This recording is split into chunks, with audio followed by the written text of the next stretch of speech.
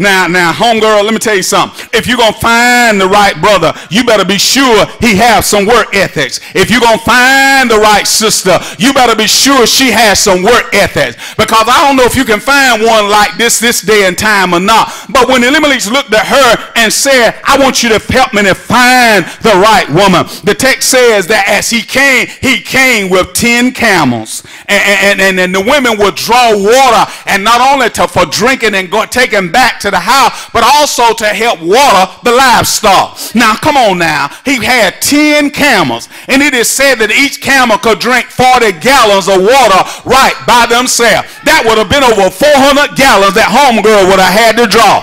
I don't know if we're going to find one like that this day and time or not. But the text says that she drew the water, and she caught his attention because of her work ethics, because of her obedience, because of her love. But that's not the end of the story. Let me tell you, working hard will pay off for you after a while. Working hard will pay off for you as you continue to go forth in the name of the Lord. Well, she went there, she worked, she drew the water. He observed her manner. He observed her industrious attitude. And that's what you got to look for this day and time in which we now live. You got to look for actions and for attitude. So number one, you better pray. And then number two, you better look for the right attitude.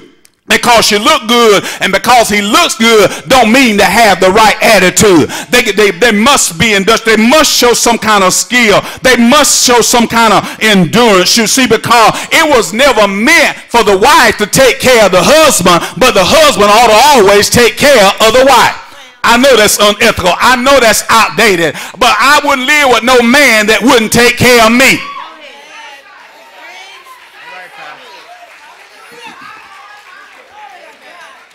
I've said it before. I say it again. I'm bad enough and think I can hold my own. He wouldn't drive my car and sleep in my house, eat out of my refrigerator, use my cell phone, and he won't what? Not on this my watch. No.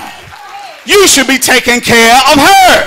Because I promise you, when you take care of her, she not only will treat you like a king, you will be the king.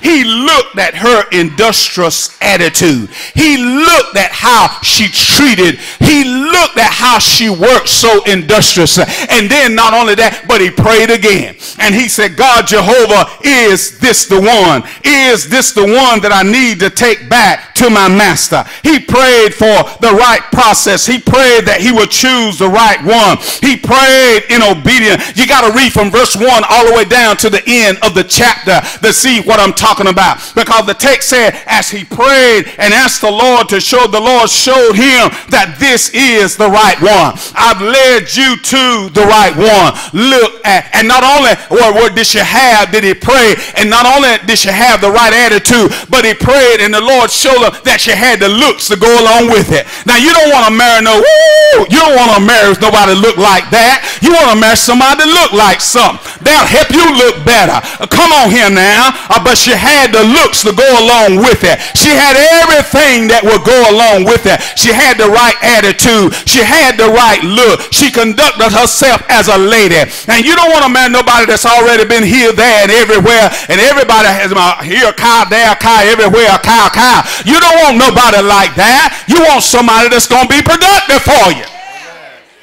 But the text says, as he looked and as he observed, he noticed how she acted. He noticed her response. She wasn't a mean-spirited. She was a person of character. She was a person of look. She was a person of work ethic. She would look that she would be the right mate. This would give him an opportunity to go back and to notice. And then he questions her. He talks with her. He noticed her response. He noticed how she presented herself. She wasn't trying to find nobody. That's just was her nature and who she was as a person. So the text said that as he prayed, the Lord showed her that this is the right one. This is the one that you need to approach. This is the one that you need to go to. So the text said, when you read on down and get down past verse number 22, one of the things you're going to see that God showed her that this is the right person. That he gave her some gold earrings, and he also gave gave her a half a shekel weighted of gold and 2 bracelets to put on her arm. And then not only that, but then he said to her, I want to go now and meet your family. I want to go now and find out who your family is. And I need to tell you, young men and young ladies, before you hook up, you better find out who the rest of the folk are, because some of them folk in the family got some stuff going on with them, and you need to know about how you're going to counteract this stuff. Do I have a witness here this morning?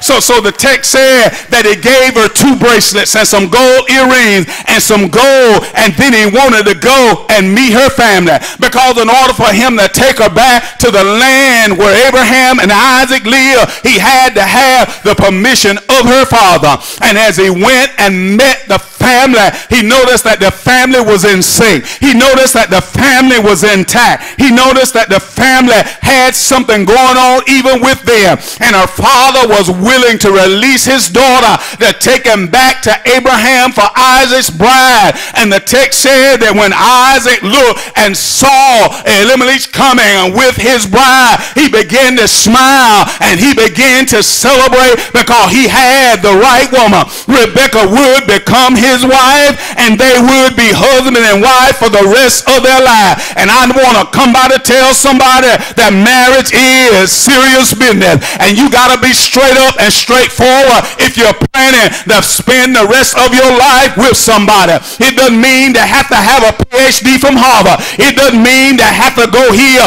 or come from there or everywhere. But it does mean there ought to be somebody that you can love and depend on. It does mean that there ought to be somebody that you can rely on. There does mean there ought to be somebody that you can depend on. There does mean that there is somebody that's going to cover you and that you're going to walk together in agreement.